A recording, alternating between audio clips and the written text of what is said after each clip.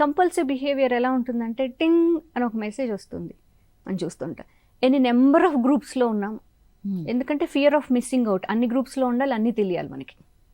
అందువల్ల ఏంటంటే ఒక నోటిఫికేషన్ రాగానే వీఆర్ పేయింగ్ అటెన్షన్. తర్వాత మళ్ళీ ఇంకేదో పని చేస్తున్నాం, మళ్ళీ వచ్చిన టింగ్ మని అగైన్ అగైన్ అగైన్. అంటే చదువుకునేటువంటి వాళ్ళు ఎంతసేపు వాళ్ళు కాన్సన్ట్రేట్ చేయగలరు. సో అదొక కంపల్సివ్ బిహేవియర్ అనమాట. వెంటనే చూస్తూ ఉంటారు.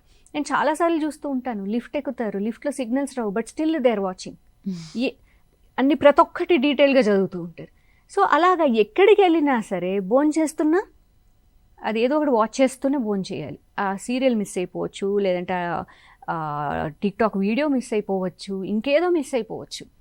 సో కాన్స్టెంట్గా ఏంటంటే ఒకలాంటి కంపల్సివ్ బిహేవియర్. వాళ్ళ ఫోన్ ఎవరు చూడకూడదు, ఎందుకంటే నేను మిస్ అయిపోతాను ఏదైనా. వెంటనే వాడు చెక్ చేసుకుంటూ ఉండడము. సో వీటి వల్ల ఏంటంటే చాలా ఒకలాంటి యాంగ్జైటీ అనేది క్రియేట్ అవుతూ ఉంది. సో ఈ టిక్టాక్ వీడియోస్ కావచ్చు, ఇన్స్టాగ్రామ్ రీల్స్ కావచ్చు, ఇవేమవుతుందంటే కాన్స్టెంట్ స్క్రోలింగ్.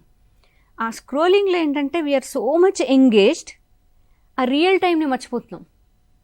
ఆ రియల్ టైంని మర్చిపోయి ఆ దాంట్లోకి వెళ్ళిపోయి బై ద టైం మనం రియలైజ్ అయ్యేటప్పటికి మనం ఎక్కడున్నాము, ఏ టైంలో ఉన్నాము, ఏం జరుగుతుంది మన చుట్టూతా.